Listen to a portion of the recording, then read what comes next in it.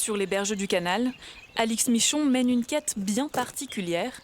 Elle cherche des couleuvres vipérines. Ok, il y en a une juste là, donc je vais l'attraper, ok?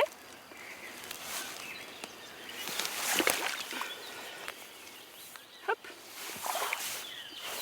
Donc, voilà la petite bête. Donc là, on a entre nos mains une couleuvre vipérine adulte. Donc elle est plutôt cool, elle souffle, on est bien d'accord, mais elle n'essaie pas de me mordre. Ce serpent n'est pas venimeux et peut faire jusqu'à 90 cm. Sa présence est nécessaire au fonctionnement des écosystèmes, mais c'est une espèce menacée. Elle est considérée en danger en Franche-Comté parce qu'en fait on atteint sa limite nord d'aire de répartition mondiale, c'est-à-dire qu'au-dessus du Doubs, il n'y a plus de couleuvre vipérine.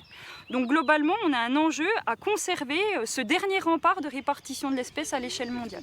Si cette spécialiste les capture, c'est parce que d'ici quelques mois, des travaux vont être menés pour renforcer la digue du canal. Vu que c'est une espèce protégée, c'est une obligation de mettre en place un suivi environnemental. Et l'Adréal nous a demandé de mettre ce suivi et de trouver un partenaire qui puisse réaliser ce suivi dans les conditions qu'elle demandait. Une fois capturés, les serpents sont emmenés à la citadelle. Ils vont passer le reste de l'année ici, dans ces bacs sécurisés.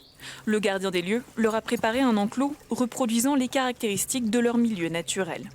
Donc ce premier bac où on a les éléments essentiels, des caches, voilà, c'est quand même des animaux qui se font prédater facilement, donc elles se cachent effectivement sous les écorces. Connecté à tout ça, un bac en eau dans lequel on met régulièrement des poissons et sur lequel elles vont venir pêcher à l'affût. Voilà, c'est quand même des serpents qui font des apnées des fois d'une demi-heure sous l'eau sans problème. Alors l'enjeu, c'est qu'elles soient en pleine forme. Et puis le deuxième challenge, c'est qu'elles aient eu des petits. Les couleuvres vipérines et leur progéniture seront relâchées à la fin de l'année. Il faut savoir qu'en France, la plupart des serpents sont inoffensifs et sont tous protégés par la loi.